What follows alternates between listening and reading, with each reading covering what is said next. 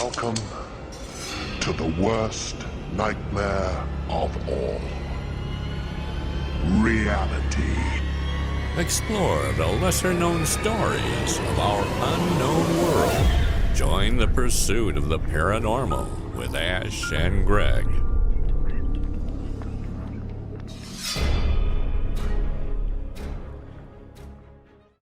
How are you doing, Ash? How's it going? I'm good, Greg. How are you doing this fine Sunday? Yeah, so today's Halloween.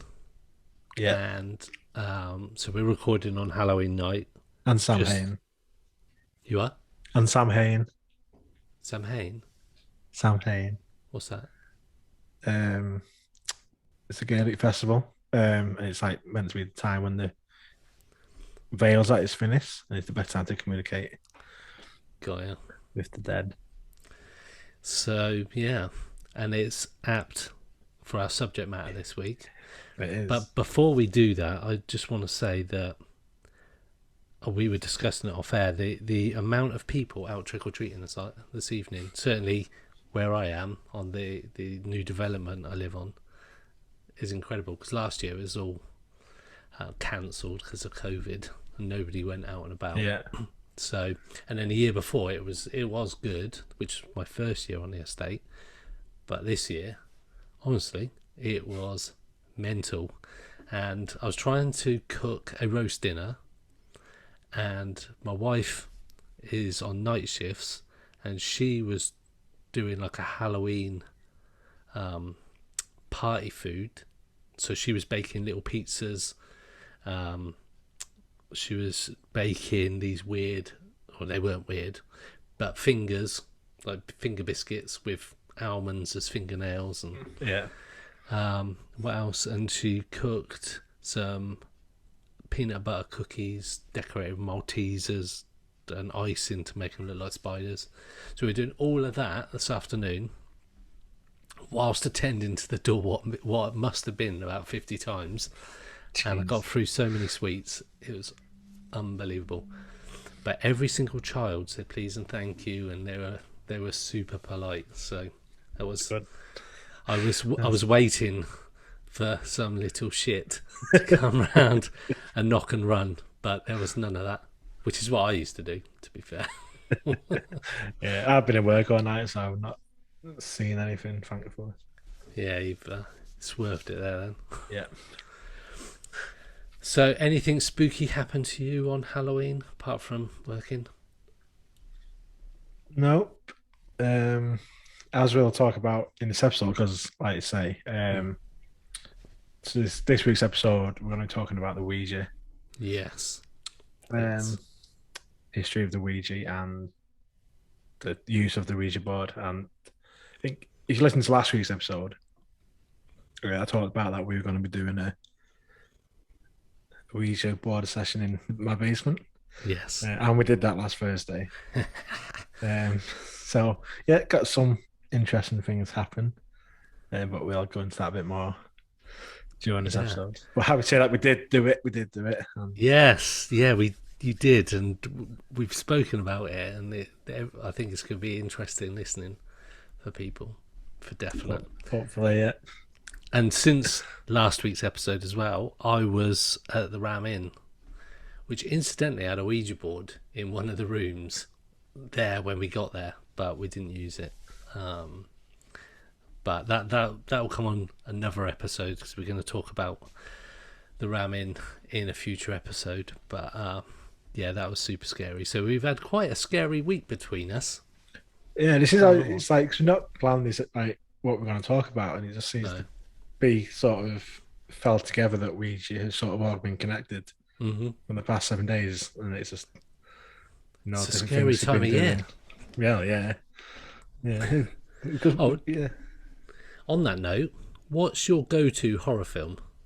Just do you have a horror film that you watch on Halloween? Or no? So I don't know if it's not really a horror film. It's more of a like fuck your head. What is this happening? It's called Kaboom. Not heard of that. It's got Thomas Dekker, and Thomas Dekker is usually one of my favourite actors. Okay. And I only watched it originally because he was in it, and it like night films like Clockwork Orange and Dying Dark will sort of mess with your head quite a bit. This is a head fuck. I can't even explain why. You just have to watch it. It's called Kaboom.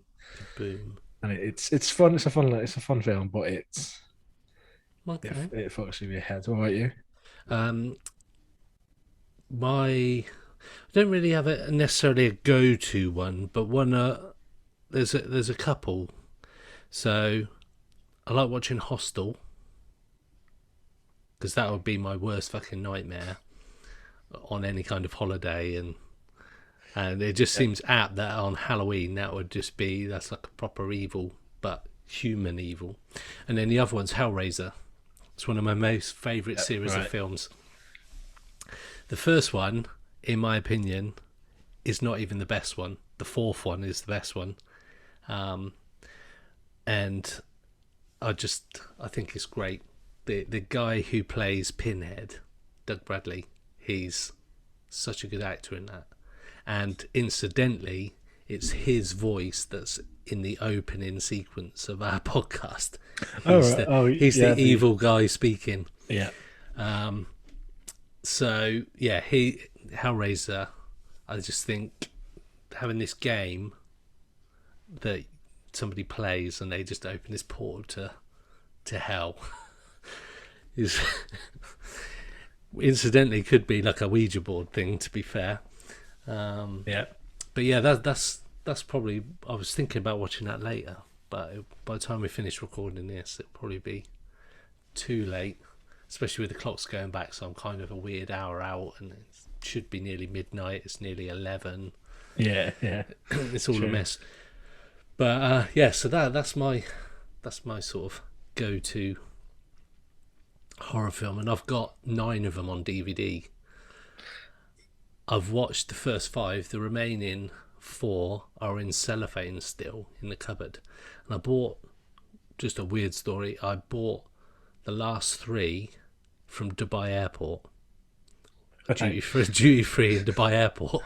When I went to visit some relatives in Australia, or my wife's relatives, and on the way back we landed in Dubai Airport as part of our changeover, and in there I saw them. I was like, I've got to have them. We got the others up to that point. It's like, when am I ever going to get an opportunity to buy the remaining DVDs of Hellraiser? So yeah, haven't seen them yet. But yeah, so that's my go-to horror film, and if anybody likes Hellraiser, they're good set of films. I suppose in there, away from Kaboom, there's a few alien abduction movies that are still. So you've obviously got The Fourth Kind. Yep. And then you've got Alien Abduction, the McPherson tape. Oh yeah, that's a good one. Which I've still never seen the ending to. Really? I can see why. I watched it when I was about 12. It was just that's when I was like just getting into the whole thing and like the whole UFO field when I was younger. And I just saw this in abduction advertised to be on whatever telly channel it was on back then. And I probably thought it was a documentary or something. And I started watching it as a 12-year-old on my own. Mum and Dad were in bed upstairs. And yeah, that freaked the fuck. Honestly, it's scary. If you didn't know it was a film, it could easily pass as a documentary, a real fucked up one. Yeah, it's found footage, isn't it? Yeah, it is, and it's done so well. I think it's the first found footage film. You know, it's one of the first. The late '80s, when it's filmed, and it looks super realistic, like really realistic. I know. I watched it for the first time. I was thinking, I don't even know if I could watch the whole thing, and I didn't watch it till sort of an adult. So yeah, I've still not watched. I was about 12, and I couldn't watch it. I had to turn it off, and just I was freaked out. I had to go to bed. I put my light on, and then I remember like trying to find out about it, and I was reading that. I don't know if it's true or not, but like it was banned from the telly. I think it was all these different things. Like it was like people thought it was real. And like a copy of it leaked, and all the credits were took out, so people thought it was real and all this stuff. And me being 12, like then thought it was real, and So I still never watched the whole thing through. I still don't know how it ends. I suppose now I'm in my 30s. I need to get over it and watch it. It's probably not as scary watching it. I don't know. It sounds like it is from what you're saying. Yeah, if I remember that, because I think you can watch it on YouTube. I think it's on YouTube. But yeah, it is one of the better found footage films for definite. I'd watch it when there's a group of people. I can't watch it on my own. Not in this house either. No, definitely. Building. Oh, what about just while we're on the subject of all these found footage things? Have you seen Ghost Watch?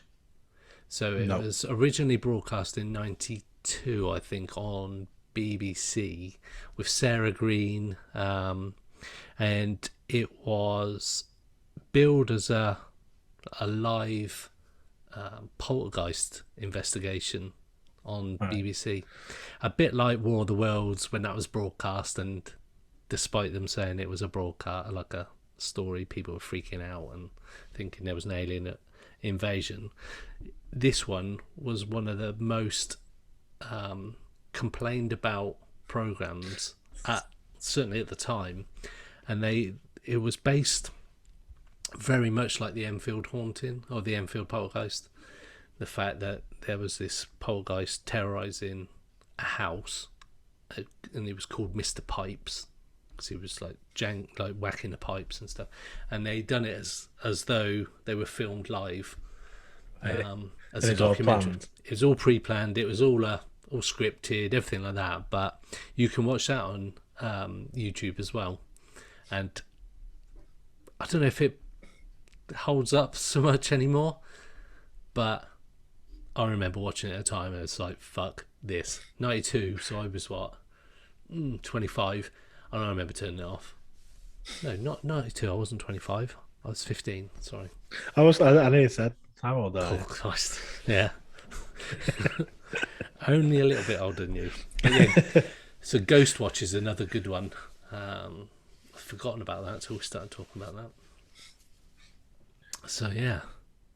Oh yeah, I might have to watch that. That's a proper freaky thing. And the McPherson tapes. Might do a watch party. I don't know. You can go on Facebook, can't you? Like group of people watch the same thing, and definitely not on my own.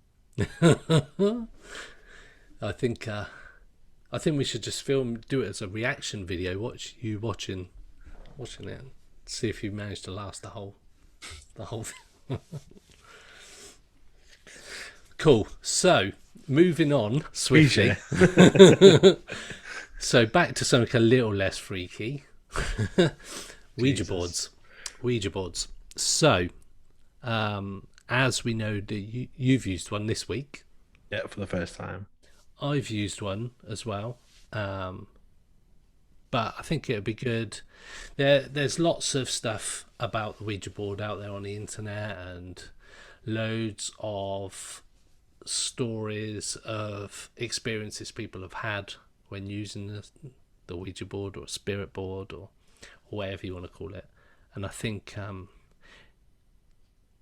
there's some really messed up things have happened to people, and it seems to be one of the most enduring types of non-proven sort of tools to communicate with it always seems to be like sense. Yeah, and it even seems to be like people that aren't interested in the whole thing, they still say, "Oh, I won't mess with a Ouija board." Mm-hmm. It's like even if they don't believe in any of this, they still have that lingering. Let's not do it, like just in case type of thing. Even if they're skeptic. Yeah, absolutely. Yeah, it's the one. It's kind of like the unwritten rule is you don't mess with a Ouija board, and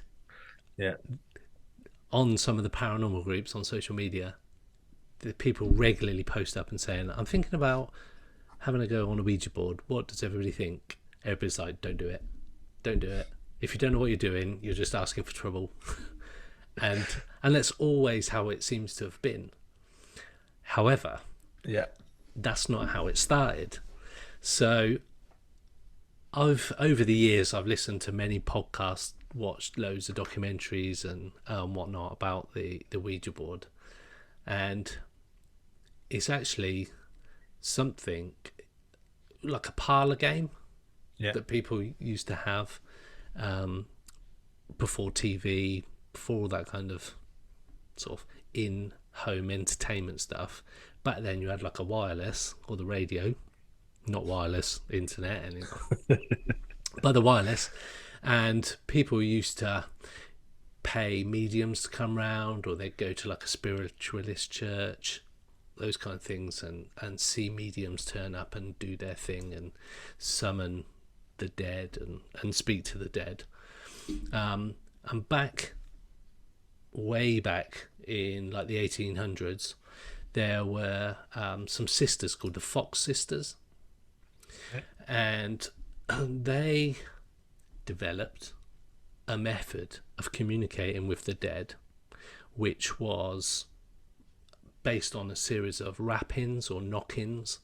So they would ask a question and be like, knock twice for yes, once for no, or what is your name? And then it would be A would be 1, B would be 2 knocks, 3. It'd be like Morse code. Yeah, or they would go, they would go A, B, C, and then when it got to the letter, this knock would happen, and then they'd start again. Right. Obviously, really slow way of doing it, and if open to all manner of fraudulent activity, I would imagine, especially back in those days. So they developed this sort of technique of knocks and raps and whatnot to communicate with the dead. So that was the start of the spiritualist movement around the world, and it all sort of exploded, and they were being paid to go round and do talks and do their shows, or whatever you want to call them, exhibit their skills. And then one day there was a bit of a tussle between the sisters, and they were due to do a big show, and one of the sisters said, I want to speak at it, come on stage, and basically said it was all made up, and that they'd used apples on strings underneath the bed and behind the bed when they were younger, and they'd drop the apple with a string to make thudding sounds, and basically came out and said the whole thing was a hoax and they'd made it all up. Right. But by that time, the whole spiritualist movement had sort of taken over. People were going to seances, they were communicating with the dead, and the whole movement was too big to bring down, based on the fact that it was like this fraud. These sisters started it fraudulently, but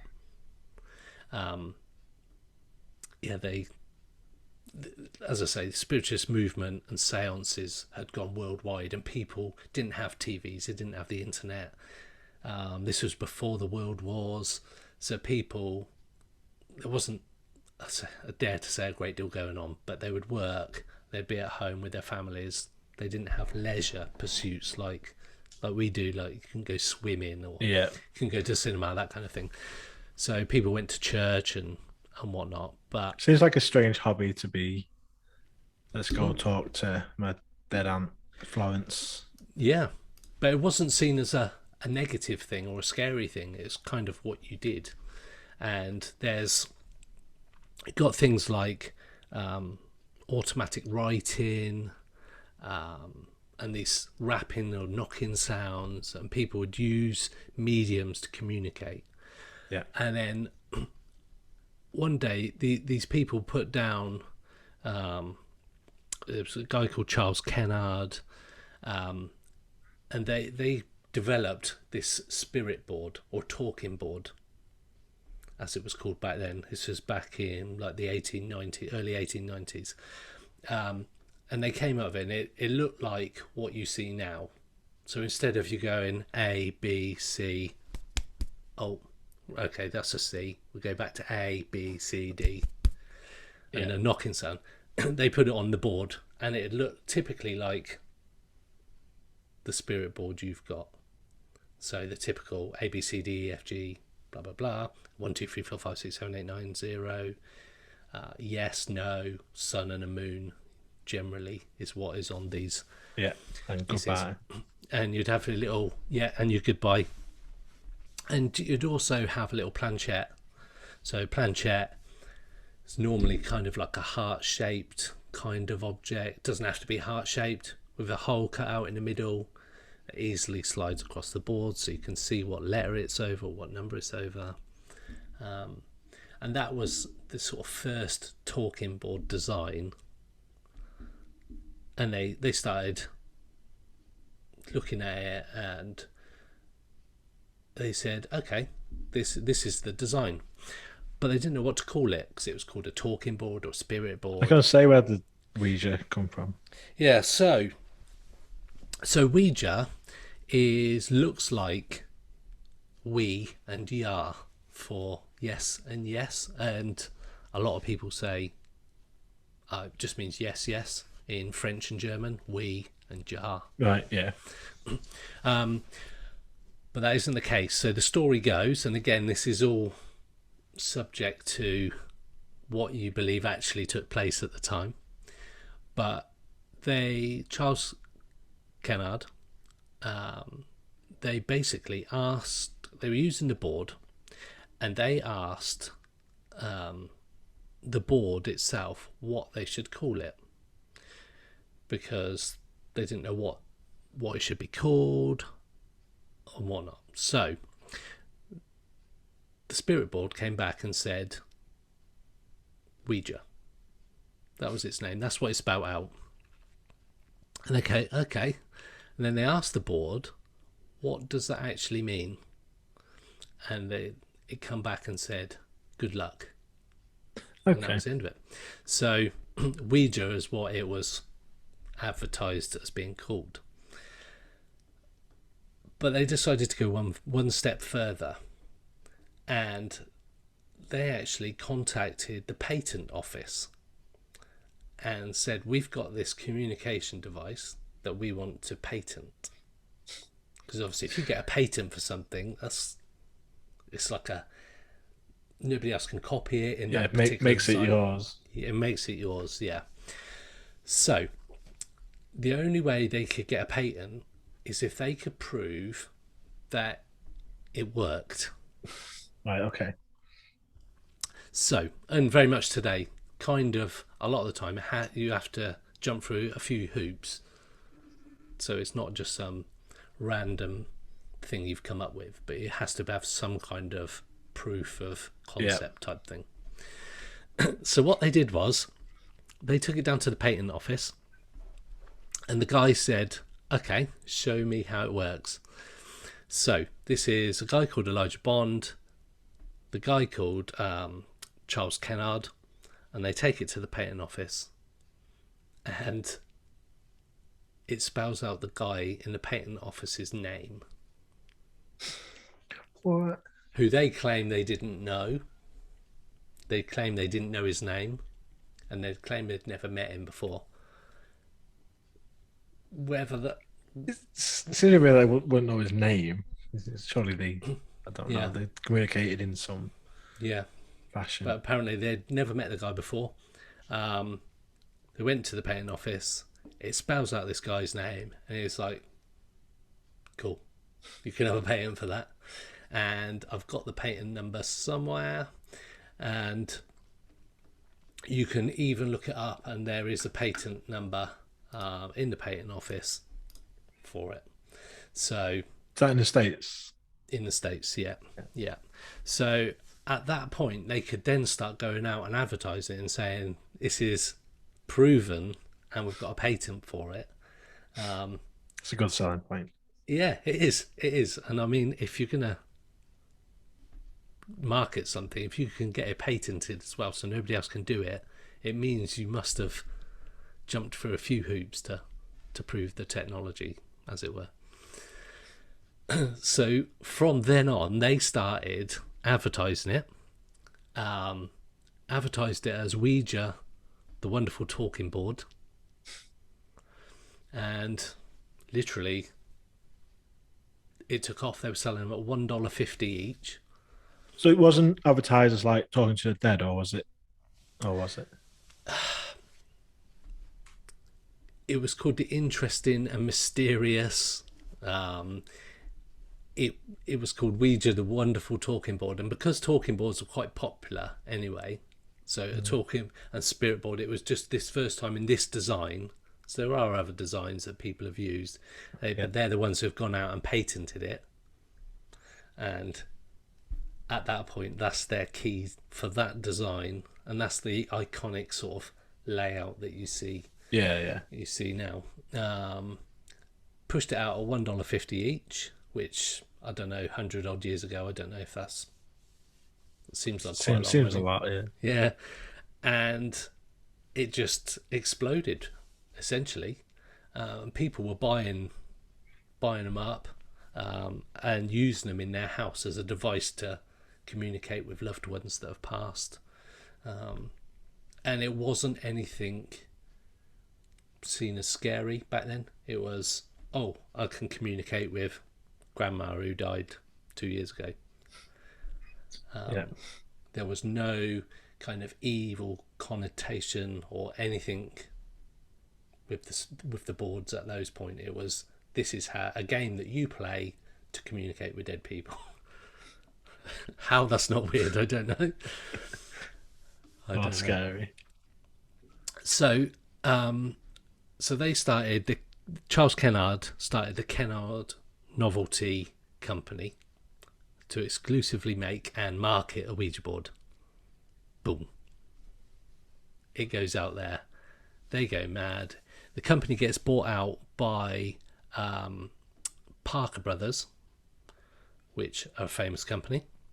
Yeah. And then later on, they get bought out by Hasbro in the 1990s, that is. So in 1967, the year after, Parker Brothers bought the game from the Ford Company, which is another company with one of the guys who helped set up with Charles Kennard. 2 million boards were sold. It outsold Monopoly. Jesus. Yeah. So it's crazy. Over a 5-month period in 1944, a single New York department store sold 50,000 copies of the game. Wow. In 67, 2 million boards are sold. Absolutely bonkers. That's mad, because you think, like, I suppose now from in looking back on it, you think, because I don't know anybody who's got one, but I know a lot of people who've got Monopoly. Yeah. Other war games. So it's weird to think that would have been like just everyone's got Monopoly, everyone's got a Ouija board. That seems mad looking back on. Yeah, I think it's like, you'd go up and get Trivial Pursuit or Monopoly, go, well, let's go for Ouija tonight. Yeah. The good thing was that the Ouija board appealed to people from a whole spectrum of society, professions, ages, education. So it was just a fun way for people to believe in something. Yeah. So yeah, it's absolutely bonkers looking back. Yeah, so when did it change to being sort of the demon side of it that people associate with it? So 1973, and I don't know if you know anything that happened in 1973. You've asked me this question before, and I got it right last time you asked me. It's The Exorcist. Yeah, The Exorcist, yeah. So The Exorcist came out in 1973, and the girl in it, I think it's her name Reagan. I think it's Reagan. Yeah. Reagan. She plays with a board, and literally, she gets possessed by the devil himself. And that was actually a banned film. Talking about banned films from earlier, that was actually banned for quite a long time, I think. And yeah, so she used the board in the film, and then she gets possessed by the devil, and literally shit hits the fan after that. She's doing all sorts to herself with a cross, her head spinning around, she's floating in the air, and it couldn't be any more evil if it wanted to. Literally overnight, from there, the Ouija board became the tool of the devil, and that was it. Right. So Hollywood effectively changed the course of time with that Ouija board. And again, instead of being popular for a fun game to do, it became an instrument for communicating with the devil himself. It became evil. It became evil, yeah. And the Ouija board was denounced by religious groups as Satan's preferred method of communication. Right. Yeah. In 2001, in New Mexico, it was being burned on bonfires along with copies of Harry Potter and Snow White. Yeah. So again, American South, in it. yeah, absolutely. And then it sort of become that sort of urban legend. I know when we were growing up, everybody was just like, "Have you ever done a Ouija board?" So no, wouldn't want to. Too scary. And then I think people sort of not forgot about it, but there wasn't so many films made. And then you get the films like Paranormal Activity, Yep. and all these kind of horror films of the modern age. And Jordan has it as well, doesn't it? In one of them Yeah. films. Yeah. And then it's basically all these programs and films come out. There's a film called Veronica, I think, which is a French film on Netflix. It's just about the Ouija board and all sorts. And it's become a bit more trendy again. There's loads of films called Ouija, and Oh, yeah. horror films are big again. So the best bit is, though, that Hasbro still have the license to make and rights to make the classic version. Seems mad, doesn't it? Like this Yeah. historic, like, where can we get the dead? No, Hasbro will own it, effectively. So essentially, you could see, and I think they do sell it in America. You can buy a Ouija board, and it's not an instrument of the demon. It's just a game, which I'm not too sure I'd want one of my kids to open that up on Christmas Day or on their birthday and see this Ouija board there and go, what's this? Go, you're just opening a portal to the devil. And that's where it comes back to. People just see it as evil now. So that's a little brief history of... What do you think about it then, in overall? I like the thought of them.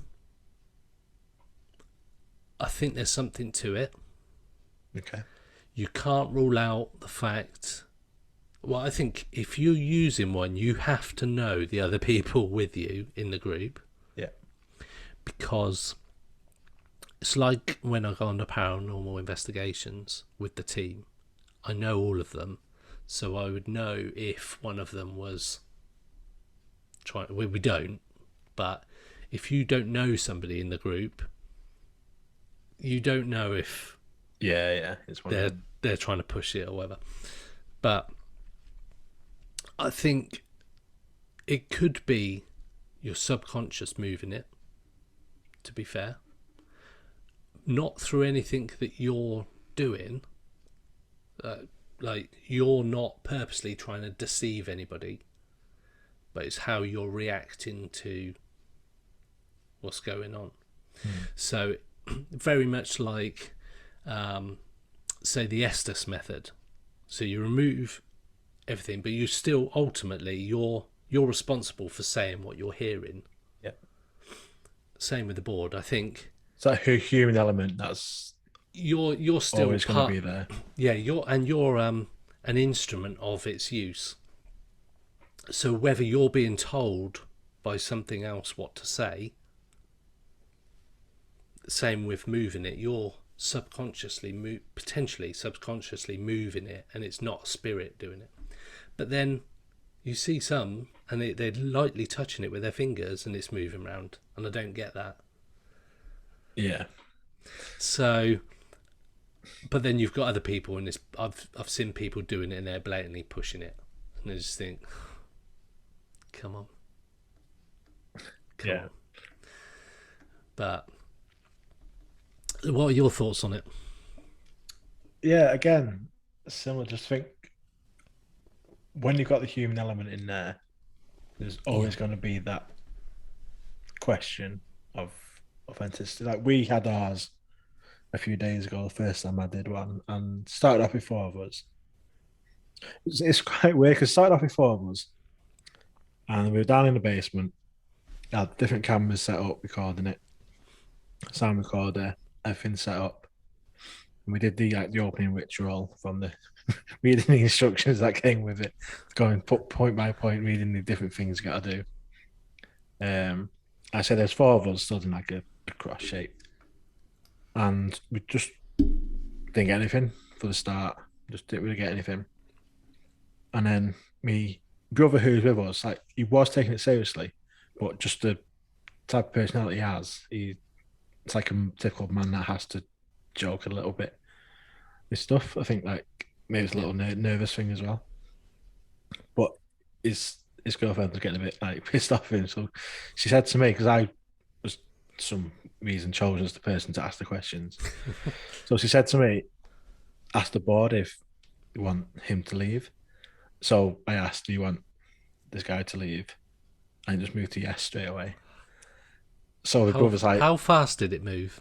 Like, not like super fast, but just like, just a constant speed. Just took about 5-6 seconds just to move across to yes. So we like started in the middle. Mm-hmm.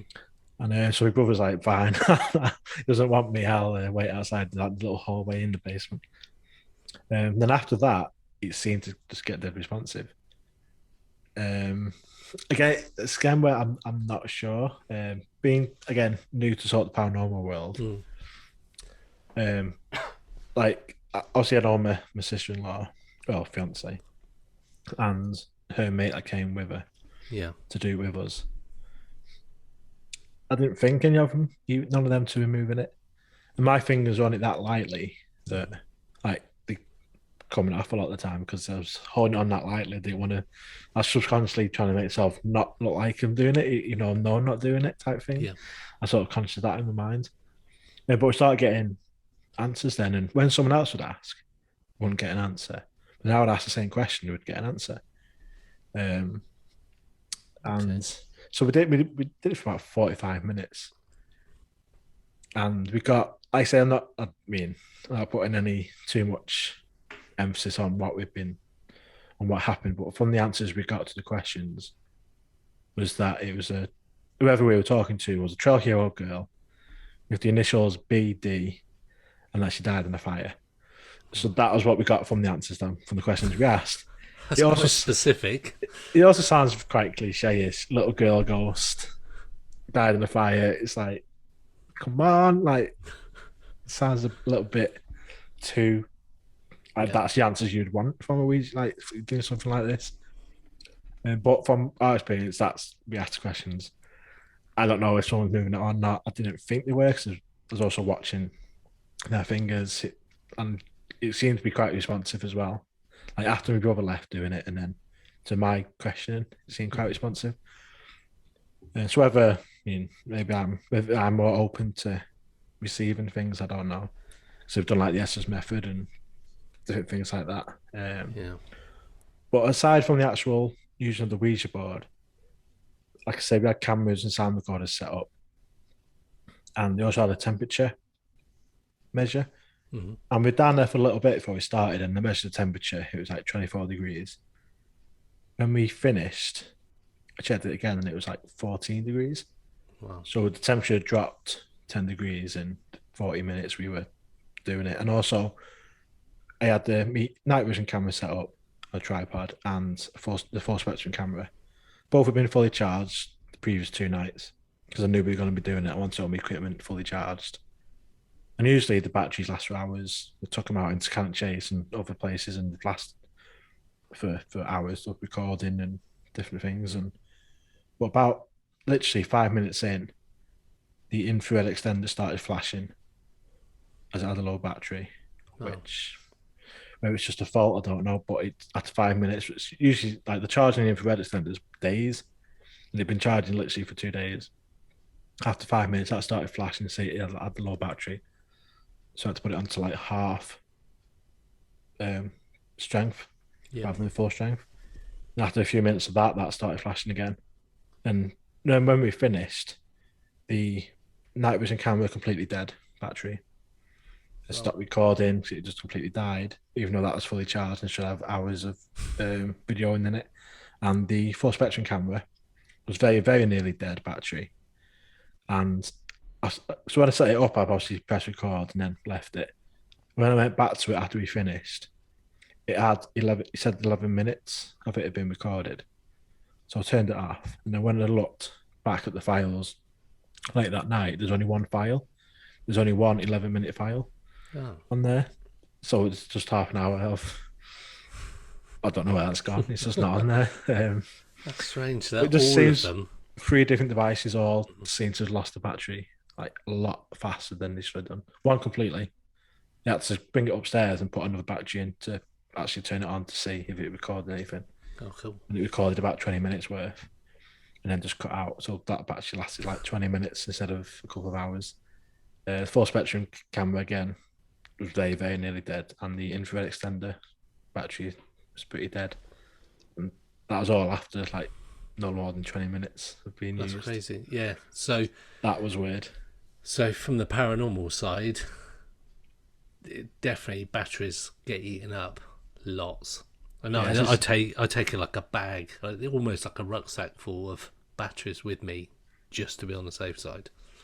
But it's just mad because like I say, like I say, it's quite a common thing of like battery drainage and stuff doesn't turn on when it should turn on, and that seems to that sort of seems to happen. So that's made me think a bit more than the actual answers, because the answers I'm not sure, but with the cameras that happened, like that's undoubtable. I mean, if it was just one thing or two things, think, maybe it'd be a bit faulty.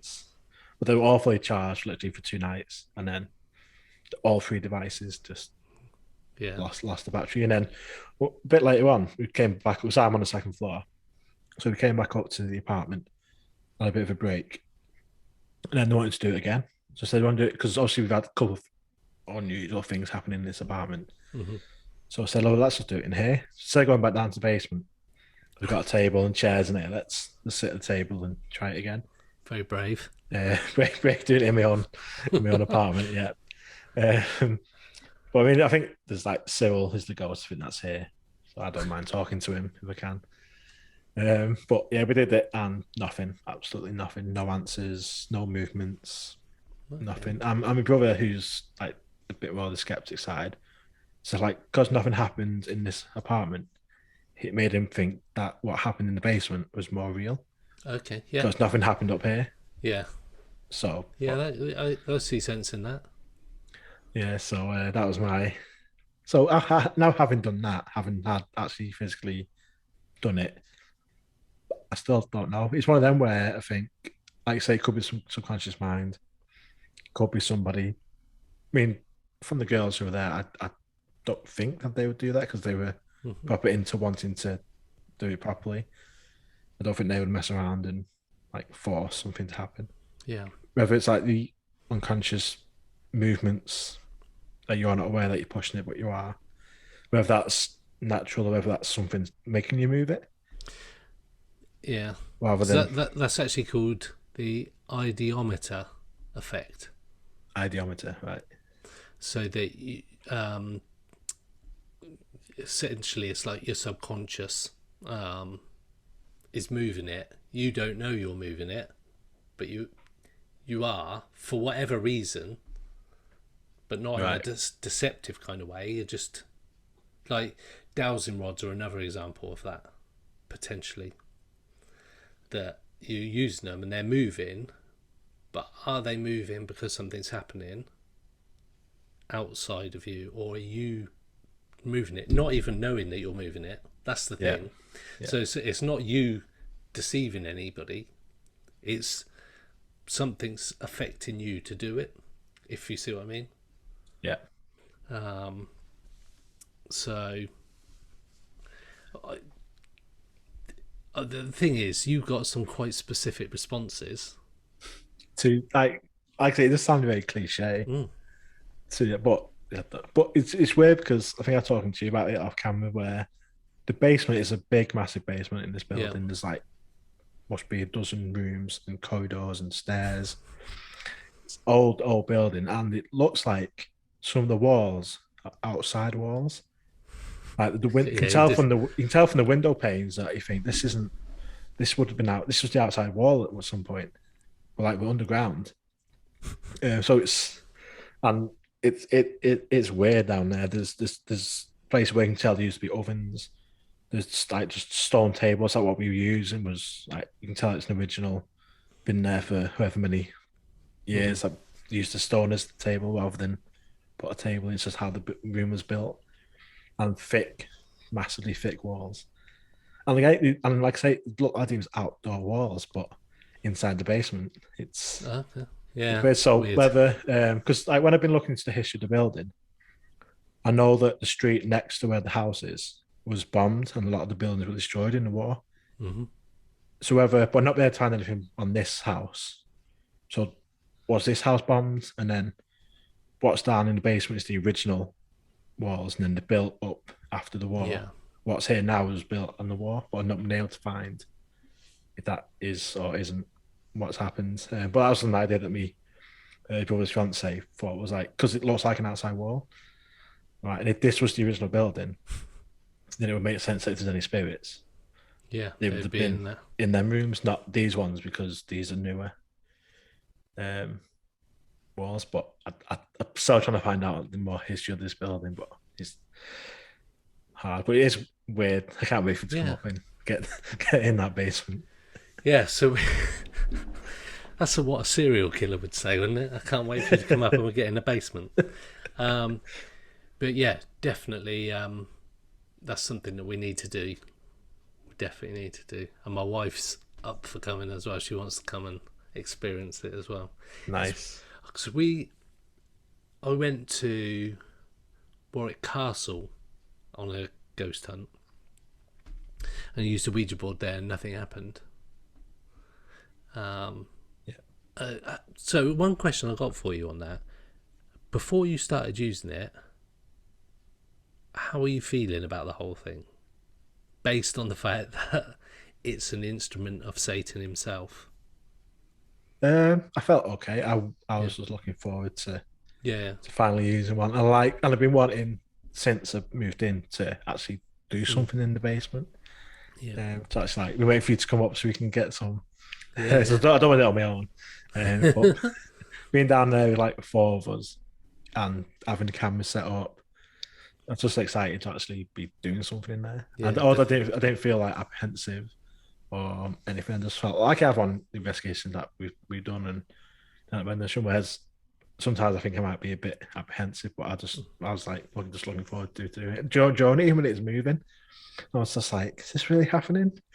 Like I asked a question and we're getting answers, and are we talking? Are we really talking to? So it's well, I'm still like undecided as to what's something happening, or I don't know. It's just... it sounds like something definitely was. Something did happen. Something happened to the cameras. That's something happened to the cameras, about. and you got some responses. So that's along with the cameras. That holds a bit of that's sort of a couple of tick boxes. Yeah, I suppose so. So you've had you talked about your experience with a Ouija board when it. So yeah, the first time that I went to the Ancient Ram Inn, and if anybody's been there, you sort of go from the kitchen, you go through sort of a little lounge area, which incidentally now currently has a rocking chair on a big table with a camera on it all the time to see if it rocks, because it's been spotted rocking before. Go through to the next room and there's like a big barrel with some chairs, and it looks like an old school bar, like some tables in a bar. And we were doing a Ouija board, an oversized one, this huge thing it was, with a big glass. And then all of a sudden, from underneath, it just jolted up and sort of effectively flew into the air. And obviously everybody was freaking out at that point. But it's such a big group of people you don't even know. Yeah. That's the problem. And looking back with my rational head, I kind of think, yeah, that was something that was completely, absolutely insane to have happened. But did it happen? Yeah. And until you can do it and something happens with a group of people that you know, I think that's and you can all look each other in the face and go, I didn't move that, or that wasn't me. Yeah. That's kind of, I think that's the struggle you would have going on a public investigation, is that you don't know anybody else and they could be anyone. And obviously, if lots of scary things happen on certainly a public paranormal investigation, that gets more clicks, as it were. Yeah, like Most Haunted, like, how can you get like Derek get possessed on every single episode? Yeah. So if it happened like once in a series, if like, maybe it's like every single episode, it's like, come on. Yeah, that's bullshit. Yeah. And yeah, it's I've got an interesting story about Most Haunted and a social media group a little bit later. But yeah, it's like we spoke to Danny Moss from Haunted Hunts, and even he said they've put out an episode where nothing happened. He said that is the nature of it. And like you say, if Most Haunted are getting one every episode, you have to question what's happening. But I think, yeah, you definitely, something's happened. Something's happened there. It requires further. The good thing is that you've got access to that place.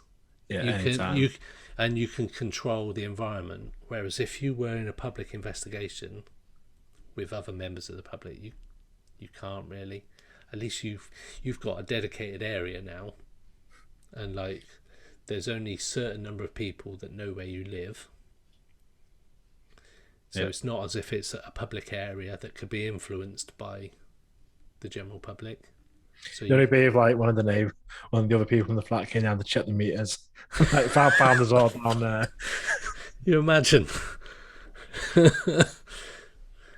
That was one of the questions I was going to ask: is do your neighbours go down there?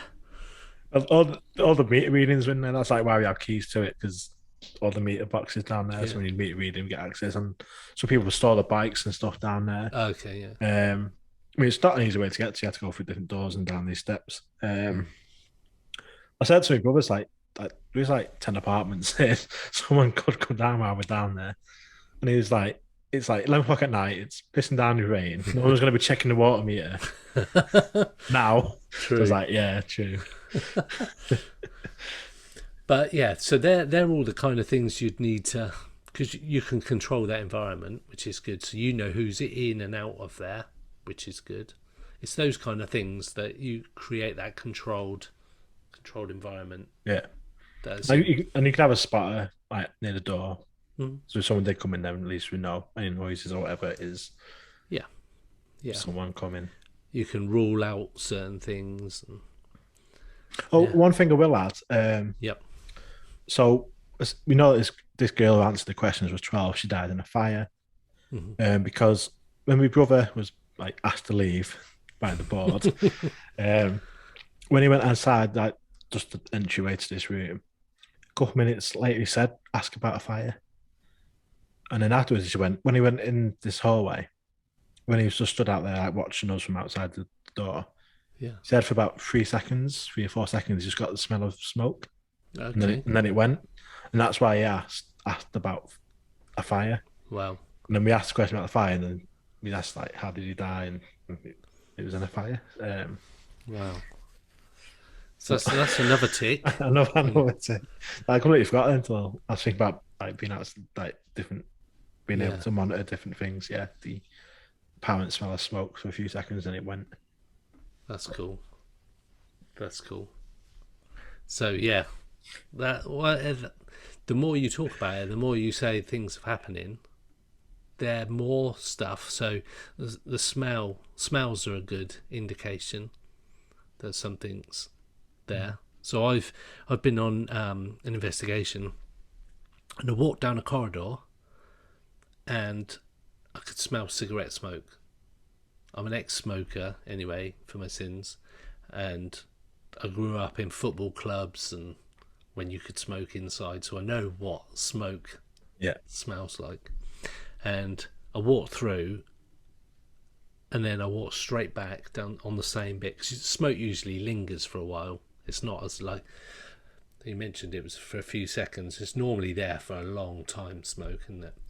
And I walked straight back and it wasn't there. I'd literally gone through where I smelled it and turned straight back down.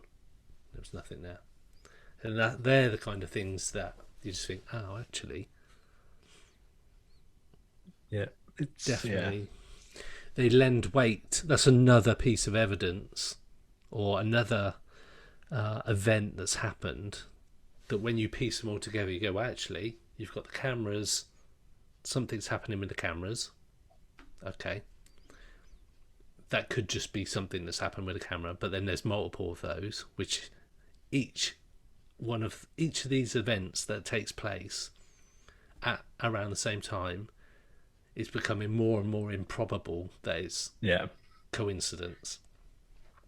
So you've got all those, then you've got that smell of smoke and fire.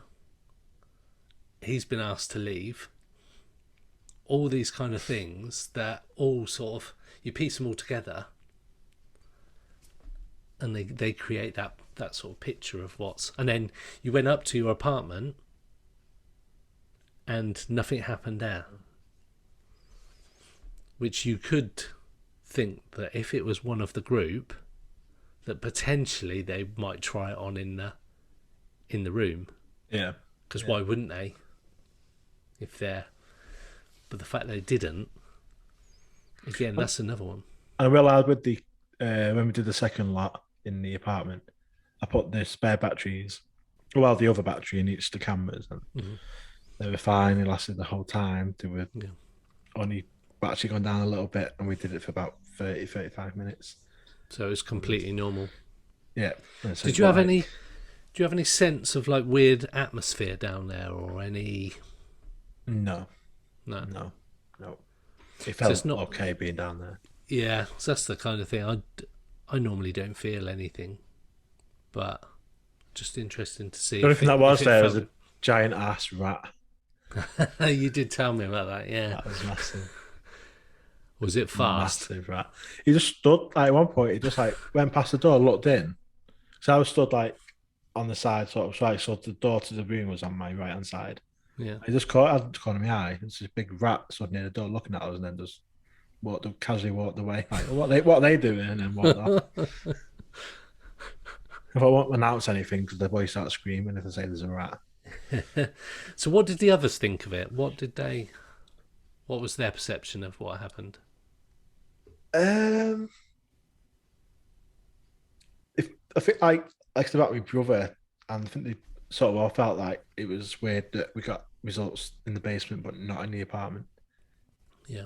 And that's sort of what, when we're talking about it afterwards, that's sort of what was the main thing we were talking about was, and the cameras, because the infrared thing was flashing. You could see it flashing. So it's like, we distracted by that a little bit. Now straight away I was like, why is that flashing? But you all want to come do it again. So I said, anytime we can go down. Yeah. I can try it without the recording equipment and just take just us. I know, like, some people say that they don't do stuff when they're being watched.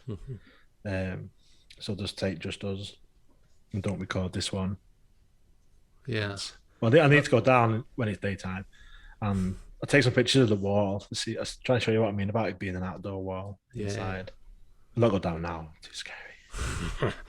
There's no reason. It's probably the worst night you could go down there. Nearly midnight on Halloween. Yeah. But yeah, they do say that it doesn't matter whether it's day or night. It shouldn't matter because I did read that there was back in the day there was like a little operating instructions for the Ouija board, or the talking board as it probably was by then. And it says that you should limit time to 15 minutes only. Right. That you say goodbye and thank you and whatnot, and close the board down, and that you agree the next time that you're going to talk to the spirits. So it might say that I'm going now, I will speak to you tomorrow evening, or tomorrow at 10, or tomorrow night. Right, okay. Because although that sounds kind of weird, they don't necessarily have any kind of understanding of when you're going to be there again. So if you organise, it sounds weird, but you're kind of organising a meeting with the ghosts. Yeah. That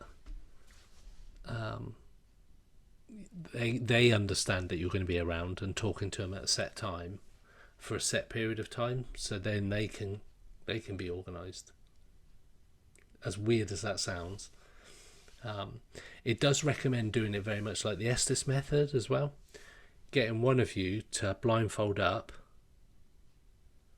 and put headphones on or something to block out the sound, and then put that person, their hand on the planchette, because then that way you're completely not influenced by what questions are being asked.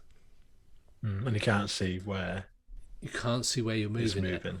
Yeah, that's the ultimate in sort of control for it. Like the Estes method, you don't know what questions are being asked, but you're just saying what you're hearing. And as we found out in Castle Ring, you were giving intelligent responses to questions you couldn't hear. Yeah. And yeah, it's, of all the methods of stuff that we've done and that I've used on paranormal investigations, that sensory sensory blocking is a really good control method. Yeah. So I'm trying to hone down different experiments that seem to lend weight to evidence, and the Estes method and the blindfolding is definitely one of them. So it's eliminating the human element as much as possible, isn't it? Yeah. So if we could try that with the Ouija board. Yeah. And give it a try. Got nothing to lose. It's another way of just confirming or trying to understand how it all works. Yeah, but I look forward to it. Yeah, definitely. So, looking back at it, the only other thing you've got is that you're communicating with a 12-year-old girl. Are you communicating with a 12-year-old girl? Are you communicating with someone pretending to be a 12-year-old girl? That's the other bit. So that's what I've read on other stories. They're like, actually, you don't know who you're talking to. So they could say they're your long lost relative. Yeah, let's get like the trust and stuff there. Yeah. And they're like, how do you even know? It could just be the devil himself. So there is a quote from a film. It says, the greatest trick the devil ever pulled was convincing the world he didn't exist. And if he's a 12-year-old girl in your basement, is he?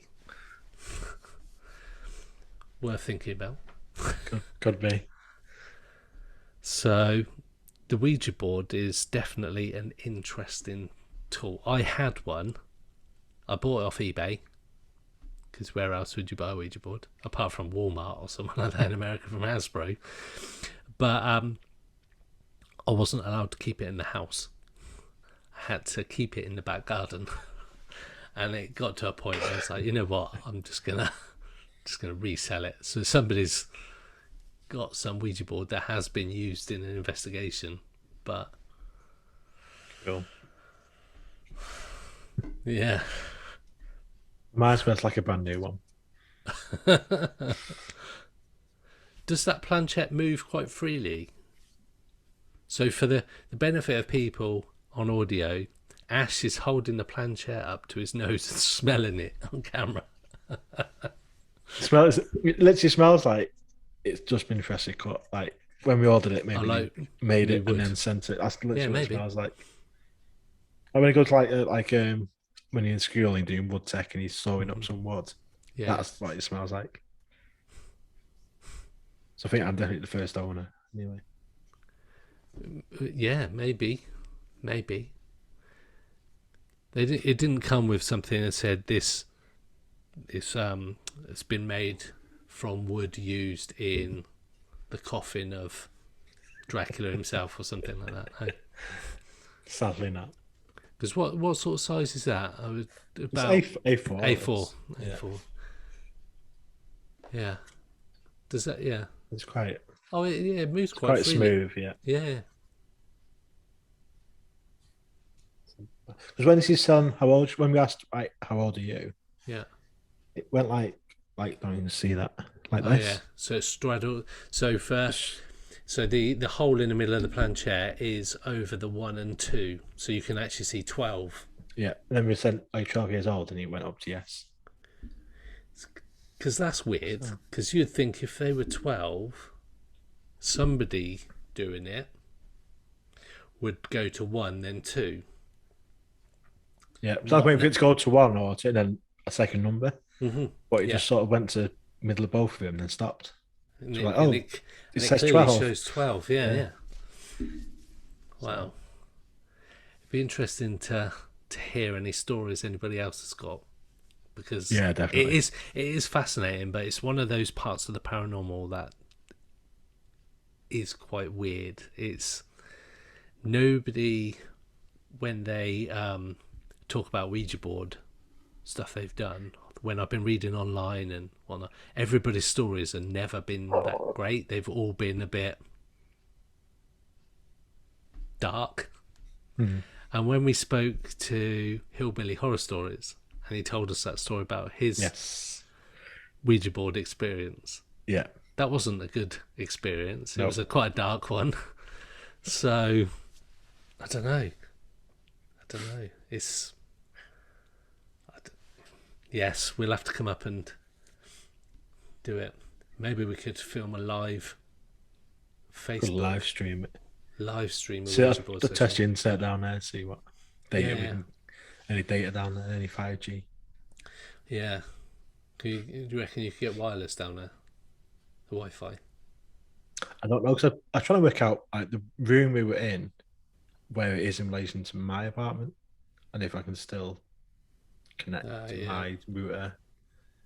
But I don't know. I'll have to try it in daytime. Yeah, with a load of people, so you're not on your own. Even just so the bats are there. It's weird, because I was thinking, so we've got this episode comes out on Tuesday, and during this week we're having a chat with somebody about a UFO related subject. And that is around communicating with whatever's up there. And it got me thinking the other day, in preparation for today, that we're doing a similar thing with the spirit world by asking questions from the Estes method. We're doing EVPs, and it's kind of like, you know what, that's kind of seen in the general public as, it's a bit weird, but it's all TV programs. You're trying to communicate with the dead, and you're doing voice recordings, and you're essentially asking the spirits if they're there. Can they make a noise? Can they come and visit us? And whatnot. And people are doing the same, but with UFOs. Yes. And communicating and saying, if you're there, show yourself. And they're seen as... That's what's the word? More out there. More out there, yeah. so to speak. Yeah. And what's the difference? It's been something that's been on my mind this weekend. It's like, actually, That's true. Yeah. it's not actually that different. So we're going down to your apartment's basement, asking for an entity, whether it be a ghost or whatever, to communicate with you and say, can you tell me your name? What are you? Who are you? How old are you? And essentially it's not seen as a popular way to do it with UFOs. I know people do it, and we will discuss it, but there's shamans, and so people like David Icke, he has this shaman guy that from back in the 90s and whatnot that he knows, and he can allegedly call UFOs just by thinking about them. Yeah. And it's no different to the spirit world, surely. That's very, yeah, that's true. Now you said that. So then Again, we've there's another link between. and we Is it spoke all to the same thing? Yeah, we spoke to Nathaniel, and he was saying that angels, are they aliens? Because so what's the difference? Is a ghost an alien? We use EVPs, we use the spirit box to channel a communication with whatever. And essentially, we've got people who are trying to communicate and call and summon UFOs and interact with them. And I don't know if there's more of a link to it. I know we're sort of going a slight bit off the Ouija board topic, but we're kind of using it as a communication tool. Just something to think about. And on the next episode, that's maybe something we could think about talking about as well. Yeah, definitely now. But just throwing it out there as part of the Ouija board and the communication method. So Definitely. Yeah, that's definitely something to think about. So it sounds like a good note to finish this week's episode on. Yeah, I enjoyed that. Yeah, I did. And if anybody's got any experiences with good or bad with Ouija boards, preferably good would be interesting to hear about. Yeah, exactly. You only hear the bad. You only hear the bad, yeah. So it would be good to hear from people. So yeah, let us know. Normal places. Go on Linktree and find us and communicate with us that way, or via Ouija board, I suppose, or EVP. I'll keep it open. If it starts moving on its own, I know one of you trying to speak to me. I think there's a few of them that probably would try and use that method. Cool. Well, have a great week, Ash, and I will speak to you later on. Yep. Pursuit of the Paranormal with Ash and Greg.